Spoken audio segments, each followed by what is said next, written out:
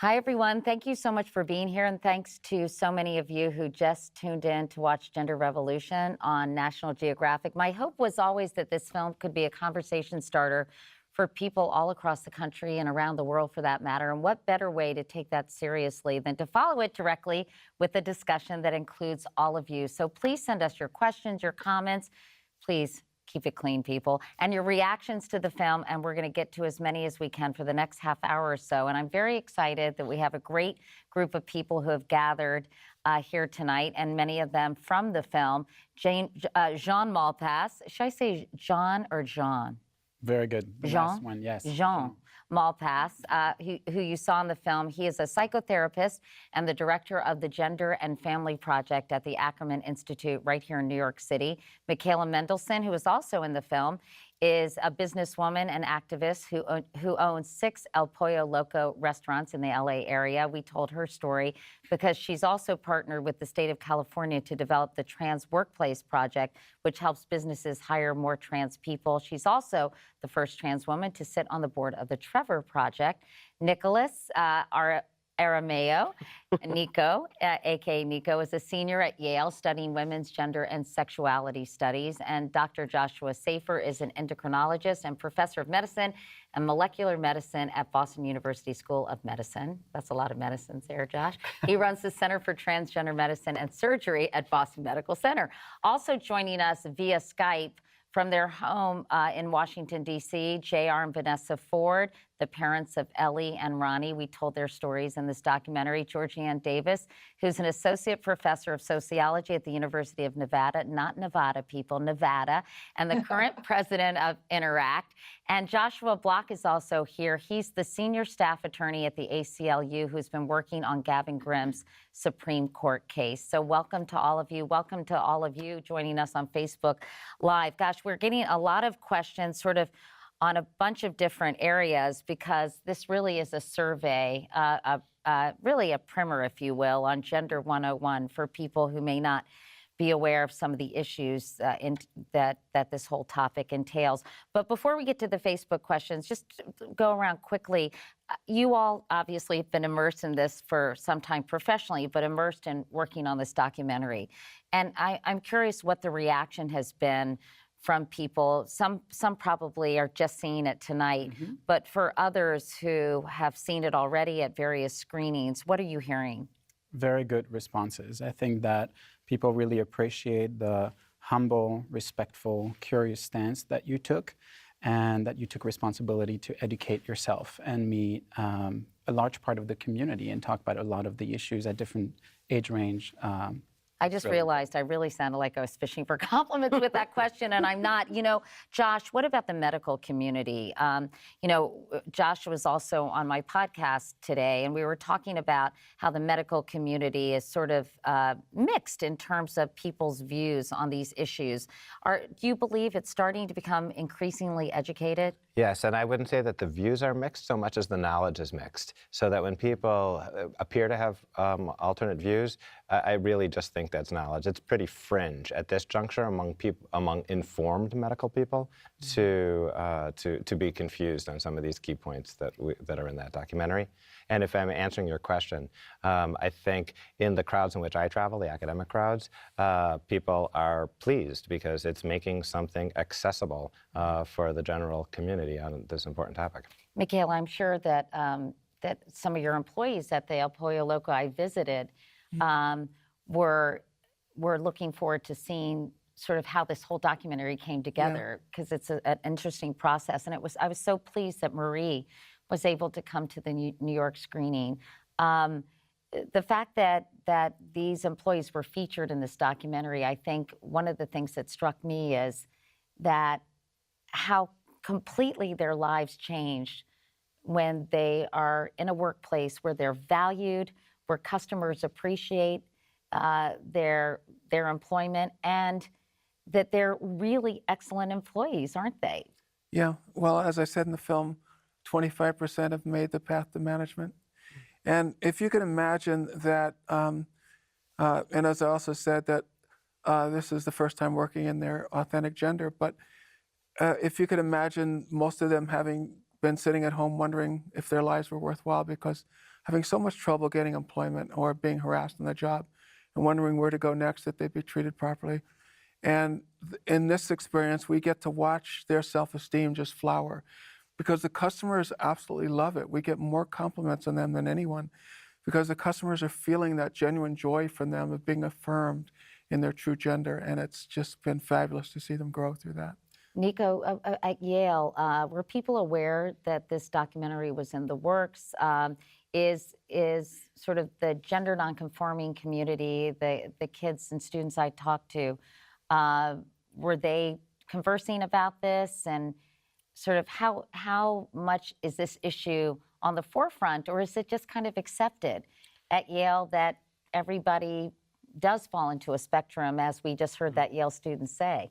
Yeah, I mean, I think that's an interesting question for that. It's at Yale, I think there's definitely a mixed bag. Like there are definitely communities that are more actively engaging with these questions, with the idea of gender, with gender as like a spectrum, and are definitely more willing to like tackle these questions and like have these conversations. But you know, at the same time as those communities exist, there are also communities that don't necessarily think about these things or aren't actively questioning these things. And so I think more than anything at Yale in general, I don't think there's necessarily a specific, I guess, like vibe about it. Mm-hmm. But there is, I would say that generally speaking, there is like more of a willingness to converse about these topics. But I think it's because these communities are kind of forcing this topic out more into the open. Someone on Facebook said, "Is this a Yale thing?" Is there something unique about Yale? And of course, this is going on college campuses all across the country. Yeah, I mean, what Do you feel that Yale is more progressive than some college campuses? I'm assuming yes. Okay, so the thing about that is I think that Yale is not necessarily more progressive. I think that the students there are the ones who are making it a more progressive place. I don't think that there's anything necessarily about Yale as an institution that makes it more progressive, but it's the communities that exist there.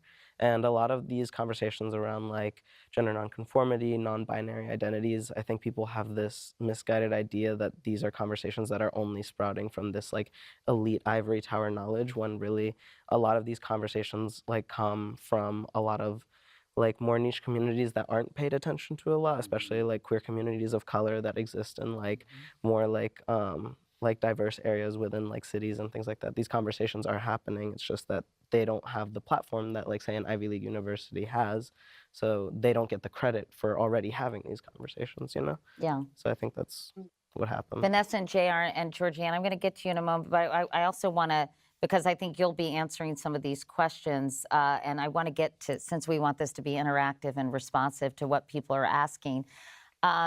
I got a question from someone, Loz, L-O-Z, and it said, watching Gender Revolution on Nat Geo UK, my question is, why is there such a growing number of trans kids today? What's different? I think that's one of the most often asked questions for people, certainly of my generation, saying, hey, we didn't know a lot of trans kids when we were growing up. Why suddenly are we seeing more?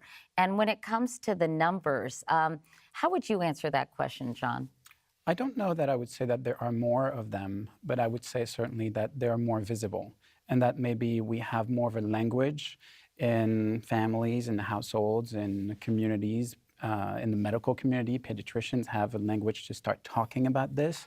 And so I think parents are starting to pay attention to what kids are saying, and they educate themselves, and they know, they kind of watch the signs for identity and authenticity a bit earlier. You know, we were talking about numbers earlier today. You're probably so sick of me because you're on the podcast too, Josh. But, you know, I think a lot of people have, again, said to me, it is so, so, so rare. We use the statistic for intersex people as 1 in 1,500 to 2,000 births, Georgianne, which is the commonly used statistic in terms of the number of intersex individuals who are born, correct? Yes, that's commonly used. I mean, I would just say that, you know, very few people know about intersex, but yet intersex people are everywhere. And I'm confident that every single person in the world has met someone who's intersex. Part of the reason why there's not more awareness is because of the shame and secrecy tied to being intersex, that is often related to the way in which medical doctors treated us historically. And so if you use that number, 1 in 1,500 to 1 in 2,000, Josh, tell me what the medical community believes is sort of the number of trans people in terms of, is there a statistic? So the statistic that's out there right now is about 1 in 200. There have been various surveys. There was a survey a while ago suggesting 0.3% of the population, 0.5. There's a more current one, 0.6. But they're all in that order of magnitude. So about 1 in 200, roughly speaking. Pretty common. I think people would be surprised, Michaela, to hear that, but you were citing a recent study that was a very large study and one that was completed not too long ago. Well, I think the latest one that Josh Dr. Safer may be referring to is the NCTE, National Center for Transgender Equality study, that it was 0.6% across the nation, but that was adults 18 and over. Recent studies being worked on by the Williams Institute that worked with the NCTE are showing us, and the California Institute of Health, are showing us that the numbers of youth, 12 to 17, that identify as gender nonconforming is more in the range of 4.5%. So that's a huge jump. That's pretty amazing, isn't it? When Yeah. you think of that number. And I think people are just starting to realize the number of people who fall into this category. I think this is an important question for the Fords because it's one that I had when I first met them. And maybe, Jean, you can add to this, but this is from Anna Miller. I think this is a commonly held belief, and I know you all are so helpful in assisting people when it comes to understanding this. And Anna asks, I'm not trying to be mean, rude, harsh, or bash anyone. However, I just do not see how a 4-year-old truly knows what this entails. How do they comprehend that? She goes on to say, children do not have the mental capacity or emotional intelligence. They haven't fully developed by that age. Brains are fully developed in the mid-20s, or not fully developed until the mid-20s, along with many other factors, to have the understanding of gender dysphoria. I do not think that children need to make this decision, especially that young of a child. So Vanessa and JR, can you sort of help Anna understand why you believe that Ellie was able to make this decision? Right. So we hear that all the time, and people, especially with young kids in our community of parents, hear that all the time. I think what that's getting at is there's a lot of brain development. There's so many things that kids don't know at 4 or 5, but the research consistently is showing that gender identity, who people feel they are on the inside, is stable by 4 and completely stable by 5. And it's so different from sexuality that I think where people get confused is how could they know they're only that age? And they're thinking about this along the lines of sexuality. And that is not who our daughter says she is. So there's the research side, but then there's just the side of raising a child. And many parents would probably tell you, who have young ones like ours, that they had a child who was one way when not allowed to live matching their gender identity, and a completely different way when they were. And parents want a happy child and a healthy child.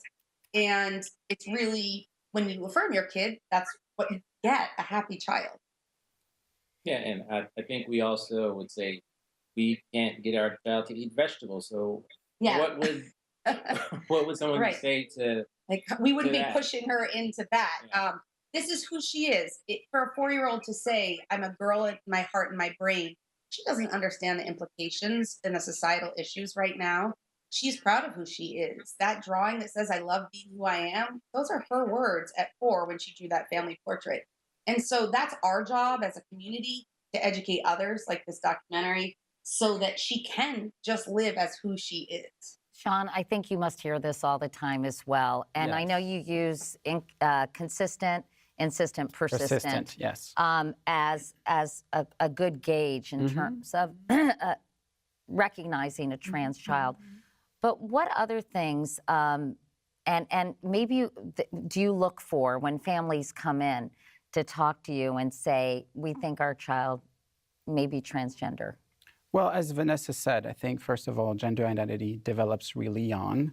And the research shows that the age of onset when children start expressing their gender dysphoria or gender variance is really around the age of 4 to 7. So we also know that it's actually very common. And we do actually really look for persistence, consistent, and insistent. So we really try to see what the kid has been saying. We do a thorough assessment of how they've been identifying, what they've been saying about themselves. Their gender roles, to some extent, is really important. We try to assess whether there is gender dysphoria, body dysphoria, in a specific way. But one thing that is really interesting is that when a cisgender little boy or little girl who's 4 says, I'm a boy or I'm a girl, we don't stop them and say, hold on, we don't know that it's true. You're going to have to wait until the age of 15 or 18 to know this. So we also have to ask ourselves why we're having such a hard time wrapping our minds around gender diversity as such. Somebody actually asked, I have an 8-year-old son that falls in this spectrum. How do you know when the time is right to allow them to transition? I think we should point out, and I think it's something you and I talked about, Josh, is socially transitioning. I think sometimes people automatically assume that means there is medical intervention in terms of drugs, hormones, even surgery, I think, because people aren't necessarily familiar with, and that's one of the reasons I tried to explain this in a way chronologically with a young child and then with puberty blockers and then with cross hormones. But the social transition is something that is not. It's absolutely not medical. There's nothing medical that is done before the beginning of puberty, before the blockers. So, and everything is reversible, and it really follows the child's lead, and again, follows their lead for a certain time. So we don't jump to conclusions. We really make sure that it is the right thing.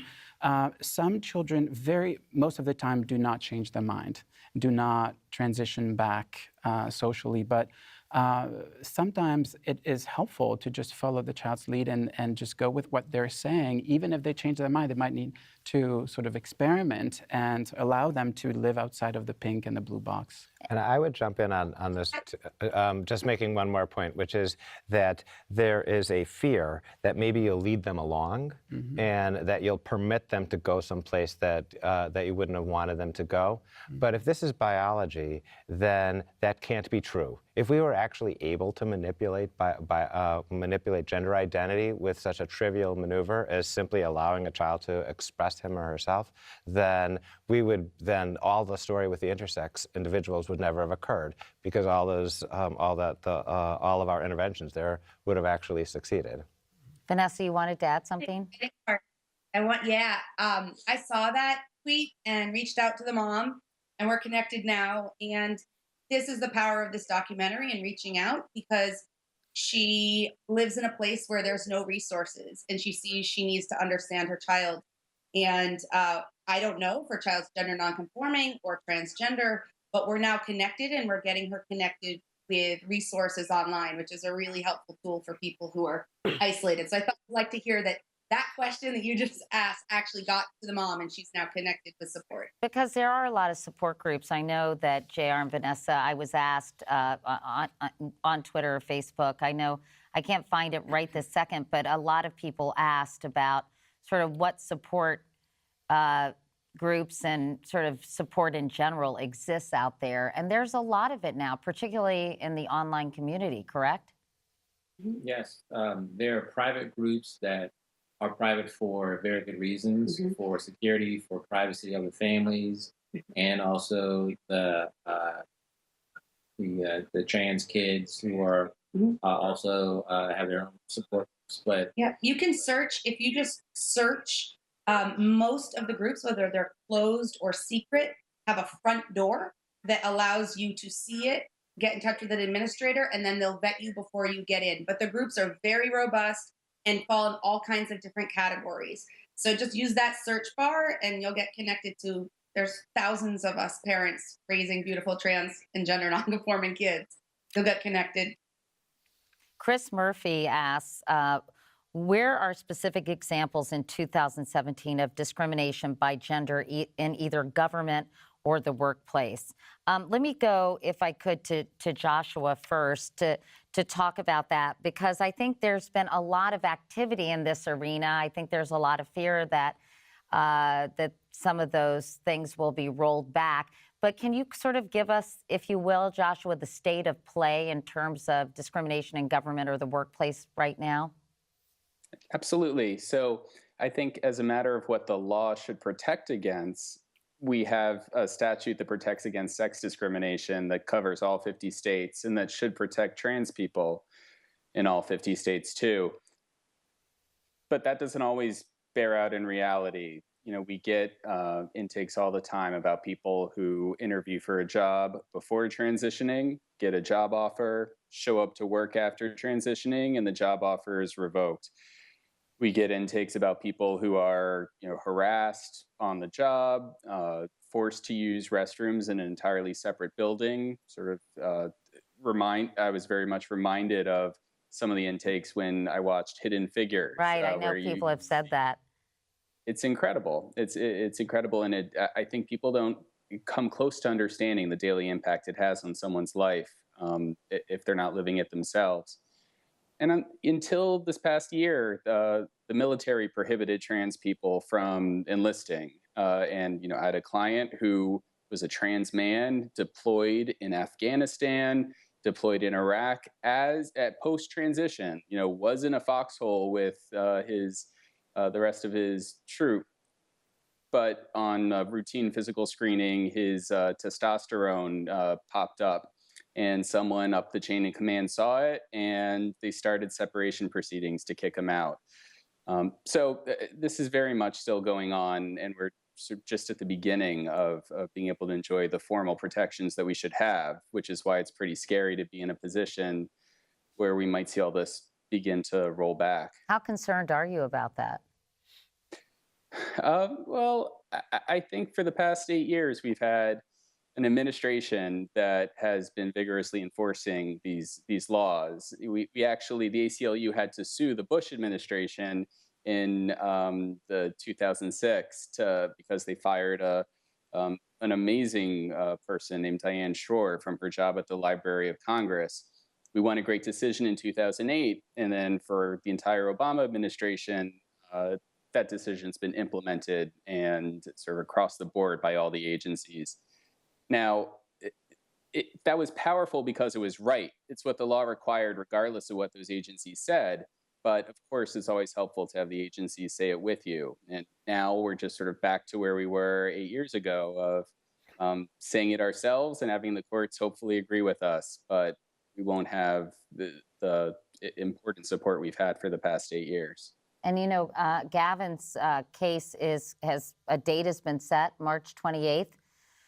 Of this year to go before the Supreme Court. A lot of people, I think, have been very taken with how self-possessed Gavin is and how eloquent. And I marvel at his ability at 15 to stand in front of all those adults at that school board meeting and make his case just brilliantly as only a 15-year-old. And someone asked, what can be done to support him? And it says, Janice Priestess says, how can we help Gavin Grimm's case at the Supreme Court?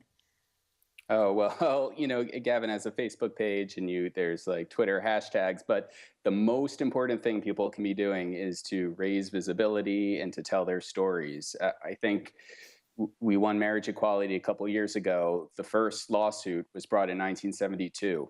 And it took 40 years for people to see gay people as their families, their friends, their neighbors, their coworkers, and to see that they had all the same dreams and the same humanity as straight people. And we need to go through that same educational process in the next 2 to 5 months. So I think it's really important to the visibility of this documentary and of all these parents and families that are so brave in telling their stories here. That's just as crucial as any legal case can be, because no matter what the law says, if the judges don't see trans people as people, if they don't see trans boys as boys and trans girls as girls, they're not going to get it. And so there's a You need people to see the discrimination that's in front of their eyes sometimes, and it takes a lot of humanizing to do that. You know, Michaela, I know that you've been on the forefront, as we've said, dealing with helping trans employees in California. Are other states kind of following California's lead? Well, California has had some pretty good laws in place for over 20 years, but the Department of Fair Employment and Housing there that really is where these laws and protections come from, is about to institute a whole new set of guidelines that's really broad and from beginning to end of protection in the workplace that I feel that we're hoping to get adopted by as many states as possible. So we're supporting them in getting the word out to all the industries throughout California through training videos and webinars. And then we're looking to other states to take on that battle as well and see how we can support them. Nico, you know, I've gotten a number of questions about non-binary gender. Christine Hall said, I was hoping to hear a discussion of non-binary gender. Can we talk about that here? We did talk about it some in the documentary, but I think, you know, what was very interesting to me is the conversation between Hari and Renee Richards, where you saw a real generational divide of people, even somebody who is on the, you know, pioneer like Renee, really seeing gender in terms of male, female, along strict binary lines, if you will. And I think some people still have a difficult time understanding this whole notion of being gender nonconforming or having a pronoun of they. And it leaves them scratching their heads. So can you help illuminate us a little bit more about where this falls in terms of understanding the whole issue? Yeah. I mean, I think that a lot of this move towards, I guess, what Hari called a more gender chill future, I think is very interesting, just because I think, at least for the people that I talk to, I think there's more of an interest around like lowering the stakes of what gender means. That, like, you know, when you have cases with, like, you know, parents being extremely worried about like their kids having these thoughts at very young ages, it has a lot to do with the fact that it's like gender is seen as this like all defining thing about somebody, that like you are this, therefore you are all like 1 million of these other things that are characterized by this particular gender identity, right? I think it's the way we many of us have learned to organize the world. Yeah, exactly. And so I think that now, like, this move away from that and this move towards like thinking about gender along a spectrum and what it means to be non-binary, like even now I think there's this desire to classify non-binary as like another gender category. Right. And like the term non-binary itself means like, no, we're trying to like define ourselves like outside of that. And at least like in my experience of it, it's been a lot of like people asking me like whether like being non-binary for me means that like I'm kind of just using this as like a means to an A end. way station. Exactly. And like what I've tried to explain to people is that like I don't see it as a means to an end. I see it as an end in and of itself. Like it can be that. There's no need to move beyond that, because if I'm trying to envision myself being a part of like a future that is, I guess, like more gender chill, then like what is the need for me to define like to like attribute every aspect of like my like physical appearance or my body or like my mannerisms or anything like that to a specific gender category, when the way that I see it, like as we continue moving along in time, hopefully, you know, we lose those restrictions around like, you know, whether like boys get to do this or girls get to do that. And, you know, if we lose those restrictions, then the gender categories kind of become obsolete, you know? Georgianne, I'm curious, you know, since I know you're an associate professor of sociology, as I mentioned, you're around a lot of college kids. You know, I do feel this is something that probably, you know, definitely people my age really grapple with. Can you talk about sort of how you've been able to process it through your experiences with some of your students? Sure. Well, I'm an assistant professor, but I'll take tenure from you, Katie. That's Oh, fine. you know what? You know, consider it done, Georgianne. You're now There we go. associate professor. There we go. I will look forward to the raise on my next paycheck. But I think the students really are pushing me, as they are so many others. And I really think it's young people that are pushing society forward in terms of understanding the complexities of gender. I think it's really important to know that in the case of intersex, I'm always wondering how it is that intersex people are subjected to these medically unnecessary, irreversible surgeries, often when they're young, firstborn or teenager, lied to about the diagnosis, but then, without any like recourse, really, it just happens. As opposed to, say, in the trans community or the trans world, doctors are reluctant to perform these procedures, reluctant to engage in any sort of modification of bodies or any sort of medicalization services. So I think it really comes down to that intersex folks and trans folks and everyone else, all of us, regardless of our genitalia, should be the only one to make autonomous decisions about our bodies. Well, Georgianne, I got a lot of questions about that. People saying, can you say more about human rights violations against intersex children? What's being done to protect those rights? Give us a sense of if it's changing in terms of the protocol, because as you and I have discussed, the WHO has spoken out against this. I don't know if that was included in the documentary. But it was a really important point. The United Nations. And yet, this is standard operating procedure, so to speak, among a lot of doctors these days. Do you see a shift in that? Because you all have been talking about this for really decades now. This isn't a new phenomenon. Yeah, for decades now, intersex activists have been saying, stop performing medically unnecessary and irreversible surgeries on our bodies. And doctors continue to do so. And they violate their own medical protocols that they issue. And, I'm not out here as some medical professor, some intersex activist saying these things. As you said, Katie, and as I mentioned to you, is that I'm not alone. The World Health Organization is saying the same thing. The United Nations is saying the same thing. Do not perform these surgeries. Listen, if someone wants a surgery or wants any sort of medically unnecessary interventions, I'm cool with it as long as they have a say in what's done to their body. In my case, and in so many other young kids that I've met and other adults like me, they've removed parts of our genitalia. They've taken out testes. They've done all sorts of things that are horrific and eliminate any possibility for me, for example, to have biological children. And these are human rights violations. This is sterilization. This is genital mutilation. Do you see, Josh, the medical community taking notice? I think that Dr. Dave, who spoke to me for this documentary, which I really appreciated, said it had prompted him to sort of evaluate the way he and other doctors have been trained in these circumstances. I think he represents a very mainstream view, actually, and that is that they're still very much in transition and still very conservative in terms of the mindset, because that's how they were taught. And so there's a little resistance to change. It's a little bit how you coming into the whole documentary, needing to learn. Medical professionals at that level who trained in a certain way have that perspective.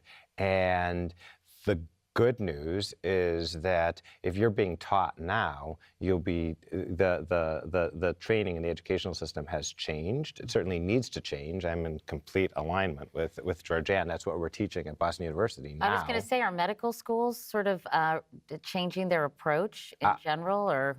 Well, I can speak for one medical school where, yes, this is exactly what I teach, and I'm the one who does that, who teaches that particular piece. So that's absolutely been true for us for a number of years.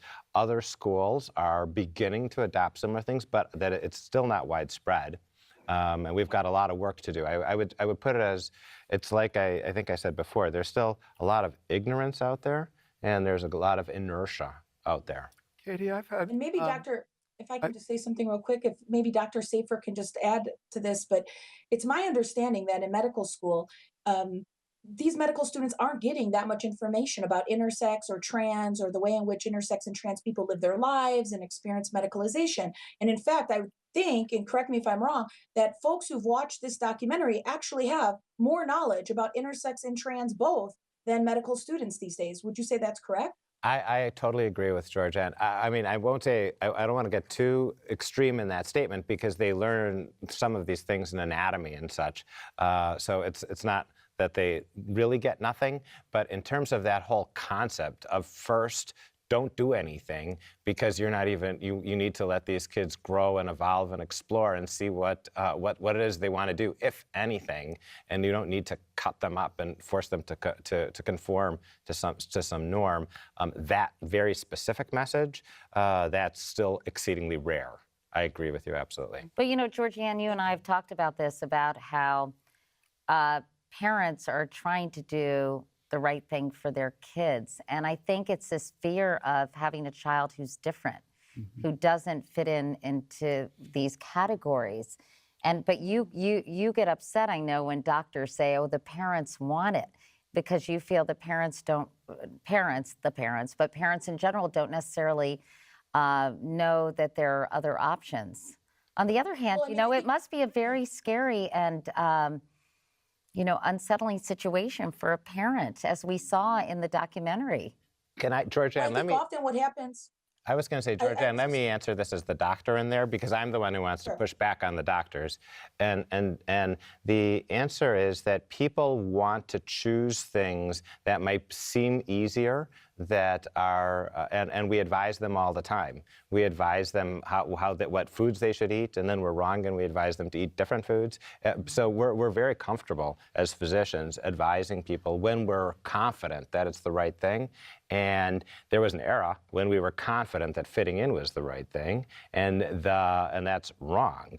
And now we need to gain confidence to advise parents not to rush into things, to say that it's actually the correct decision, and help them. And they might instinctively want to still make their kid fit into some cookie cutter shape, but it becomes on the medical establishment to say, well, no, that's not standard. Well, we have to make it not standard so that we can say that, of course. And I hear what you're saying, doctor, but I just want to quickly say that, you know, I traveled around the country and I interviewed many doctors who treat, in quotes, intersex people. And what they often do is they frame intersex as a medical emergency. And if you frame something as a medical emergency, you're establishing the need for a medical response. And like most of us, we don't know about intersex. We've never heard of it before.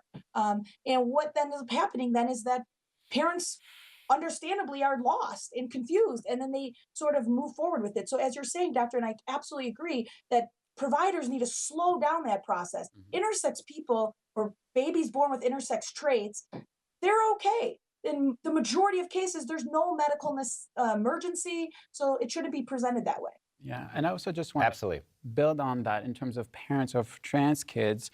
I think most parents love their kids and want to protect their kids, and sometimes feel like the best way to protect them is to sort of keep them in the box. But what the research shows is that actually coming from an accepting and supportive family will reduce the risk of suicide or self-harm by 8 to 10 times. So often parents come to us feeling really helpless. And they say, I'm not equipped to raise a transgender child. I don't know the community. I don't know what's best to do. And what we say is your love, your acceptance, your telling them that you will love them no matter what will actually make them the strongest. And I think it's worth reiterating that the suicide rate for trans individuals, and I don't know if this extends to gender nonconforming. I don't know if the statistics are, but and someone asked, by the way, what's the difference between trans and gender nonconforming, which we'll talk in a second. But that it's 41%, my understanding, attempted or... 1.6% in the general population but in I the think U.S. It goes up to 41% in the trans community. I read that it was 4.6% in the general population and 41% for trans. I had 1.6 and 41, but in any case, the gap is enormous. And it goes even higher if you look at trans communities of color. So in the African-American community, it is up to 48%. So we just need to really look at that. So again, acceptance is protection, and education leads to acceptance as well. Do you want to take a shot, Nico, at someone who asked what's the difference between being transgender and being gender nonconforming? Yeah, so this is also why, for me, it's like very hard to follow statistics about, like, you know, there are like X number of trans people in like the US, because a lot of those statistics, like, I don't really know what like the qualifications are for like people who are answering these statistics, right? So the way that I try and think about it is like basically like if you claim a trans identity, nobody's allowed to tell you otherwise or tell you that you need to qualify with some sort of biological or psychological or whatever kind of explanation. But this term of gender nonconforming, it can mean so many different things because it can very much like just at its like by definition of the terms can just mean somebody who does not conform to the like expected gender norms. So like for example, I have friends like at school who, are identify as like women and identify as like lesbians, but like may dress in like a more masculine fashion and like they see that as being gender nonconforming because dressing as like being a woman and not dressing in a feminine fashion is technically gender nonconforming if the society that you live in like expects a certain kind of performance out of a particular gender, right? But it can also mean a lot more than just that to somebody who identifies with that label. So Right. Well, these as we labels saw are in the so transient, documentary, yeah. right, in Samoa with the Fa'afafine, a lot of it is sort of how the culture. Everything's within context. Everything's within context. There's nothing that we can say here in the U.S.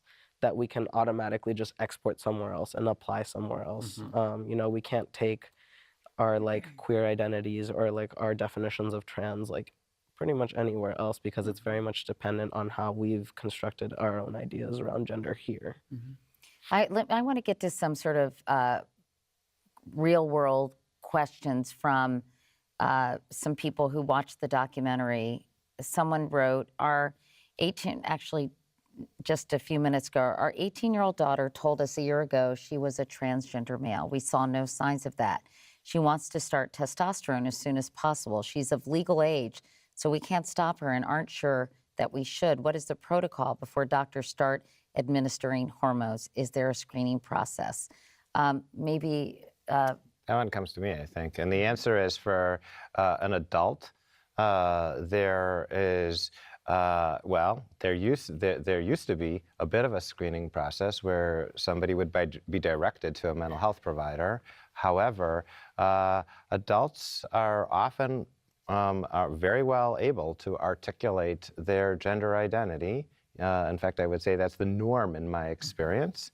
And so, depending upon what medical professionals their transgender man has access, the protocol may simply be confirming the medical professional confirming insistent, persistent, consistent. Just as Jean has said with regard to the kids, that they're confident that this is their identity, that there isn't a confounding reason why they would think this that's unrelated, and that's about it. But I was going to say 18. I mean, they can. This person can do.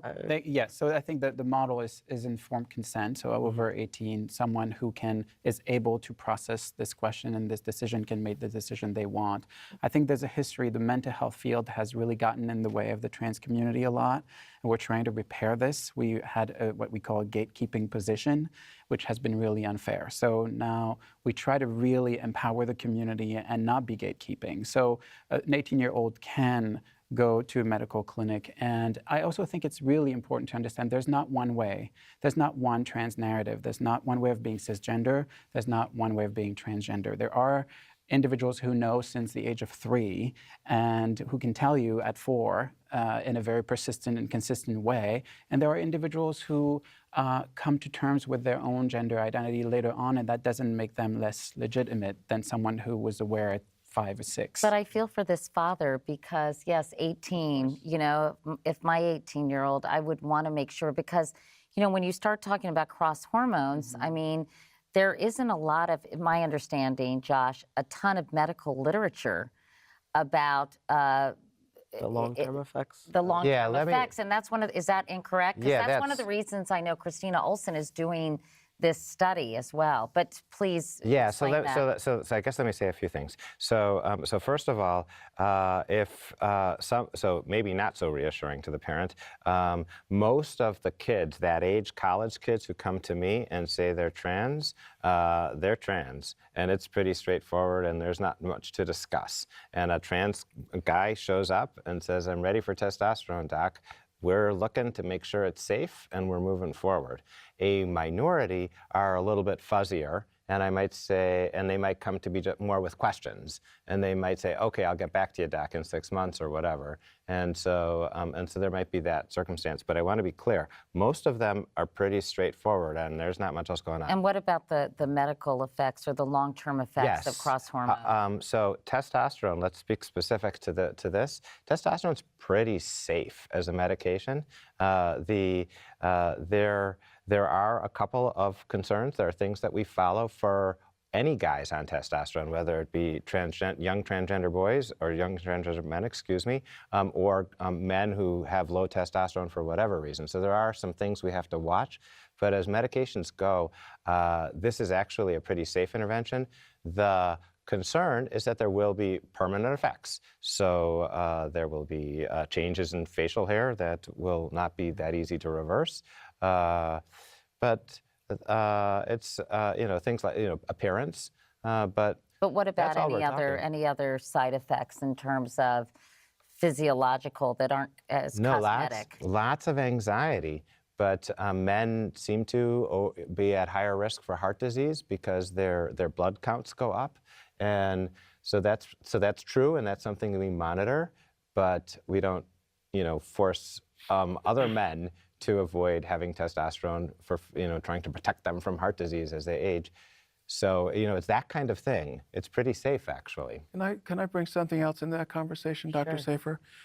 And that is that really this hasn't been said yet, but I know it's implied, really the only cure for what might be called gender dysphoria, someone who feels that they're not in the body that they should be, is transition.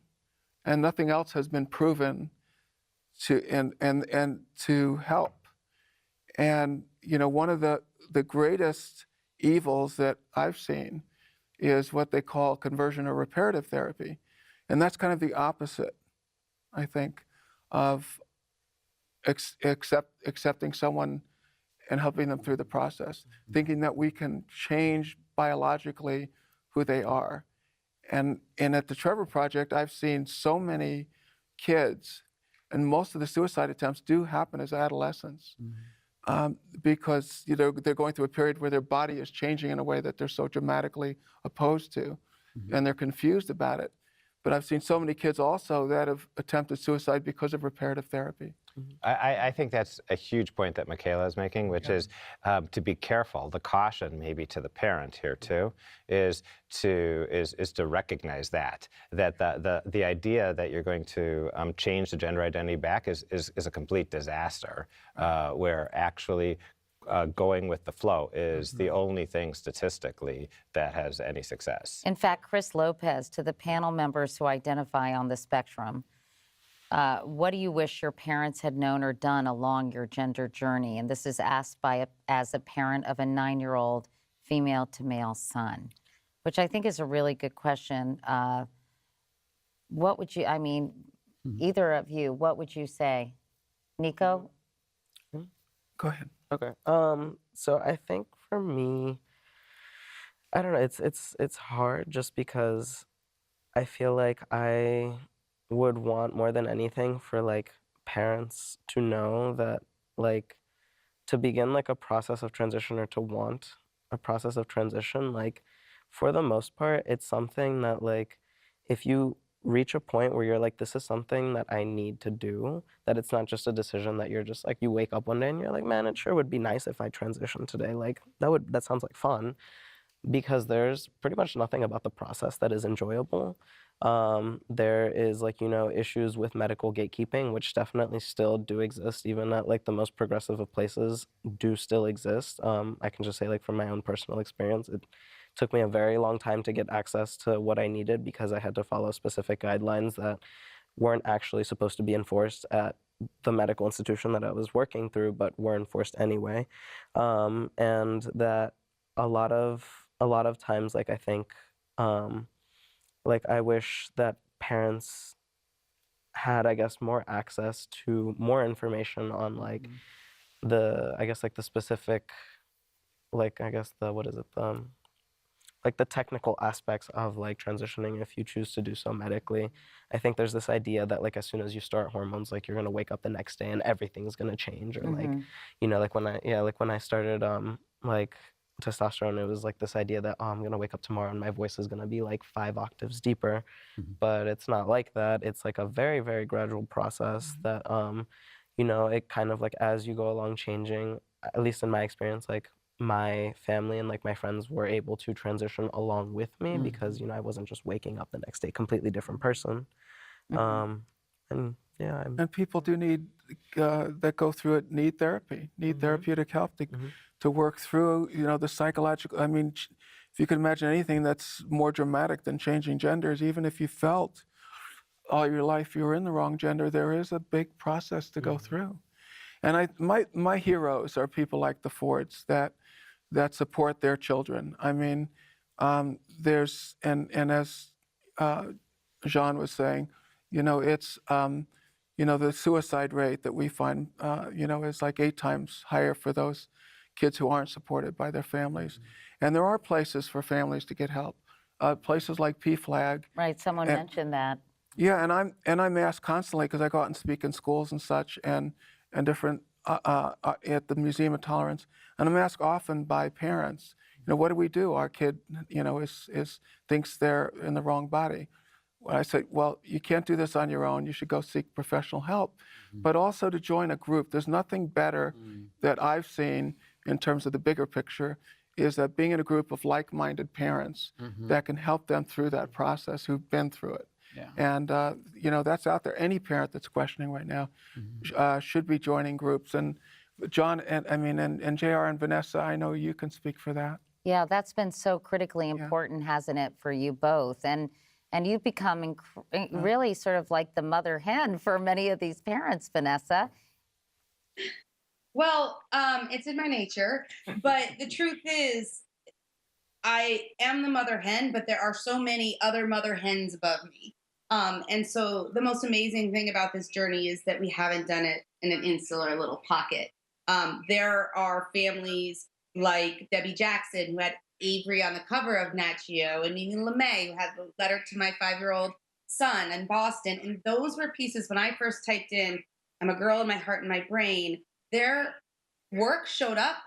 And all of a sudden I knew there were moms I could talk to and dads that Jay could talk to who had been through it. And so we're out here, we are accessible. We've used our real names in a hopes that other families can find us and that we can help guide them, because we are safe with our community. And the other thing for scared parents or for people to know about how difficult this is to transition, we just don't know what's going to change in the next decade. That's why Dr. Olson's work with the Trans Youth Study is so important. Ellie's 5. By the time she's 15, there'll be a cohort of hundreds of kids who are now in their early 20s, who will have gone through puberty blockers, who will have had cross-sex hormones. And then when Ellie gets there, there'll be a whole nother set before them. And then finally, we really look to people within the trans community, adults, to help teach us. We don't know. Nico was saying, and Nico, you're amazing, for real. But you were saying that, you know, you wish your parents kind of knew the technical aspects. I'm so lucky to have friends here, and many of the mama bears and papa bears out there are as well, that we have adult friends who are really willing to say to us, like, this is what happened, and this is what they did, and this is what things feel like. And those conversations are critical, because you want to understand what choices you're helping your kid make. You know, there's just we just have time for a couple more questions. Of course, I could be here all night because I love all of you, and it's so interesting to me. And I really appreciate the questions we're getting from people who watch the documentary. But this one sort of broke my heart, and I'm not going to use his name. I don't know why. I feel like I should protect him, even though he wrote his name. But this viewer wrote, I watched your show and was moved. I can relate in so many ways. I've always felt like the other gender, not my birth gender. I've never had the chance to ever talk with anyone about this. I'm 54 now, and I feel like my real and true life has passed me by.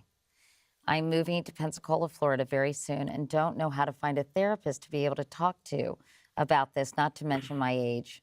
At any rate, thank you for your interest and information and ideas. I don't know who wants to take that. Well, I just want to say, please don't feel your life has passed you by. I transitioned at 54, so it's never too late to realize that there's another life ahead of you, and there's, a second life that you can live that could be even more fulfilling than the first. How would you describe your life before and after this decision? Well, it's such a long story, but to Yeah, cut you it, should write a book, Michaela. but to cut it short, I suppressed it my whole life, and one of the great ways I did was becoming a super jock, and then raising a family of 3 wonderful kids and a marriage of over 30 years, and extreme sports, and I put all my energy into those things to try and make it go away, but eventually it just totally caught up with me, and I was falling apart, and I just couldn't do it anymore. But when I Your finally, relationships now, though. well, it's not enough is said about the family that transitions with the person that's transitioning. Well, we saw with Linda Rohrer, right? Right. And my 3 kids, it was tough on them because I was this macho figure and the super businessman that they looked up to. And so I kind of fell off a pedestal. And I had to realize, it wasn't until I realized how much they lost that my relationship with them came back together. Yeah. And there's someone named Kimberly Diana who wrote, as a mama to 2 trans kids, by the way, just parenthetically, how unusual is that to have siblings who are trans? And does that sort of, I know with fraternal twins, the likelihood of one being trans, if one is trans, is very low. With identical twins, it's 40%, as we mentioned in the documentary. Is it unusual to have siblings, trans siblings, or what are your experiences with that?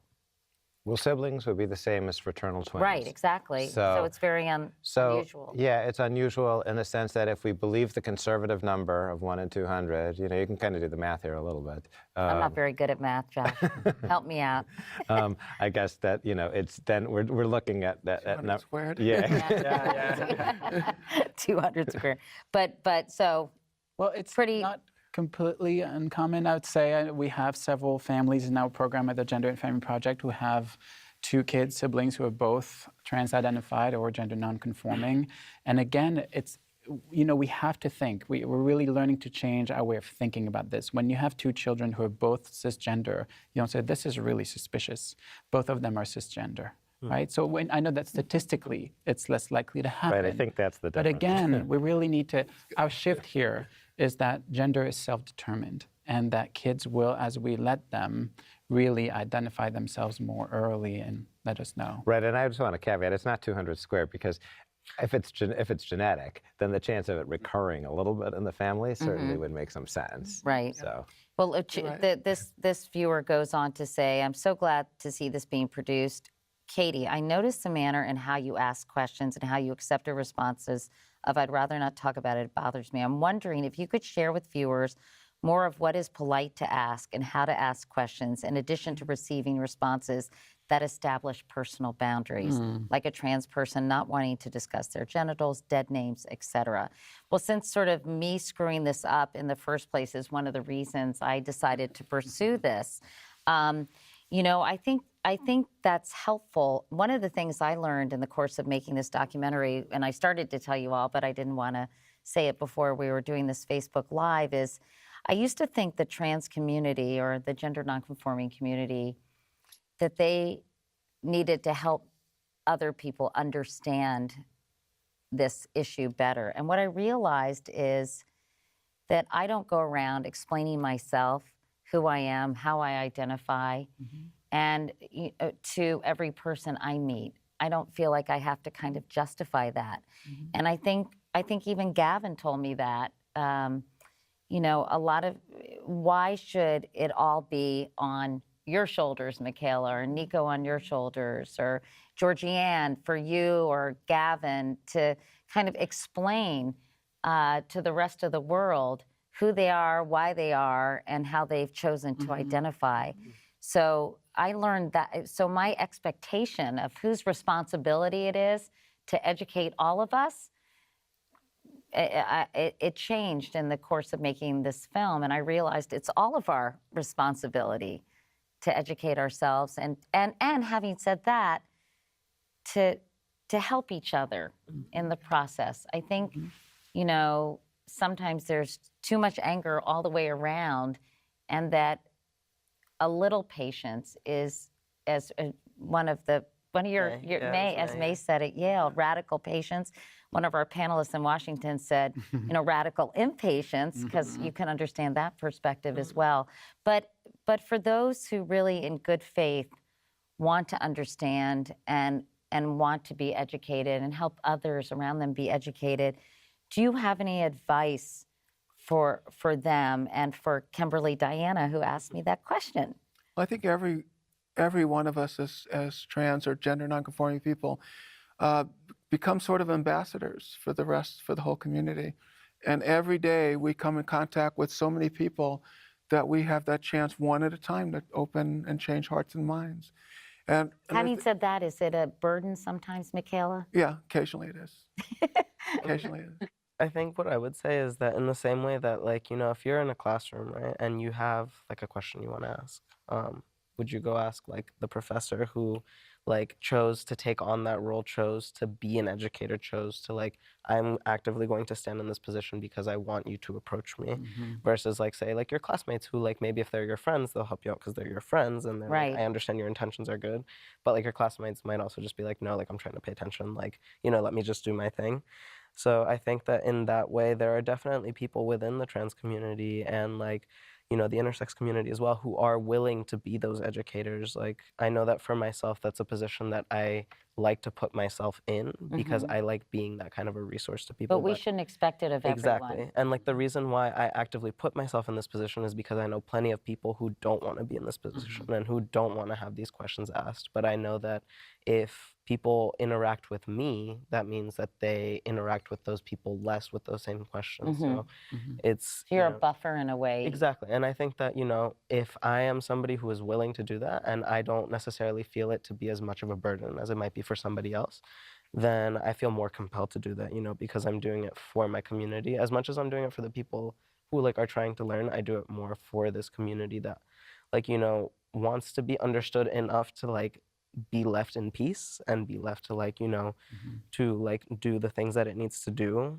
but, you know, also doesn't want to be completely like shunned or put to the side for lack of like understanding or just ignorance, you know?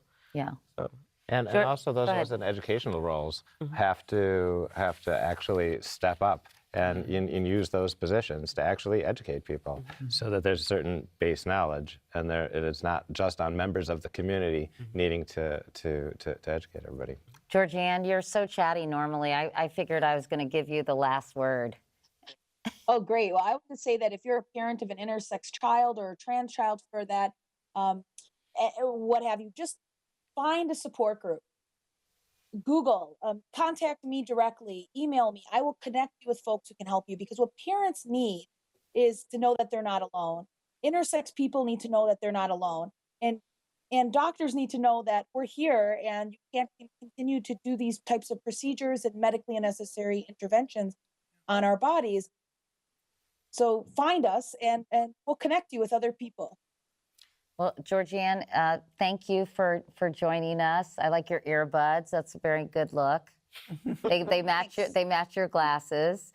Georgianne is really funny. We've had a lot of fun getting to know each other. So thank you, Georgianne. I'm sure I'll see you again. Joshua, are you still there? Hi. Yeah. Thank you so much for please give Gavin our best, and please tell him how much I appreciate it, his participation in this film. I think it's important for people to see the real live human being that is part of a Supreme Court case, so they'll have a better understanding as this unfolds in late March. So Joshua, thank you for being with us. Vanessa and JR, thank you guys. It's late there. You must be tired. I'm tired. Ron just woke up, so Jay was able to keep him upstairs. Who We're going to bed soon. Did Ronnie wake up? He did. We heard his little running feet. So Jay just went upstairs. Okay, all right. Well, we'll let you go. Thank you very much, and thanks for helping so many families because I know you're participating. We'll do that. And Nika and Michaela, who I said Michaela. Which do you prefer, Michaela or Michaela? Either is fine, but the correct pronunciation is Michaela. And I said it right. Thank you. In the documentary, Josh Safer, thank you very much. And Jean Malpass, thank you. My pleasure. You know, it's pretty difficult to have a substantive conversation, actually, about gender in a 2-hour film, and even more difficult in an hour conversation with Facebook and Twitter questions. But thank you to everyone who watched the documentary. Thank you for sending us your questions. We're providing a free DVD and discussion guide for educators. And I was really impressed with how many schools are very kind of forward thinking when it comes to this, schools, camps, and other institutions. Anyway, anything else, if you have other questions you may be wondering about, you can visit natgeotv.com/Gender Revolution. You can also find Gender Revolution on demand on iTunes, Hulu, Amazon, and Google Play beginning tomorrow morning. And a very special announcement, we're going to be streaming Gender Revolution for free for 1 week, starting February 14th, Valentine's Day, on the Nat Geo website, Facebook, YouTube, Apple TV, and the Nat Geo app, which I think is a real public service. Hopefully people can watch it, learn, and have conversations about it. Maybe it will help some families out there as well. Anyway, thanks again, everyone. Thank you for watching. Good night.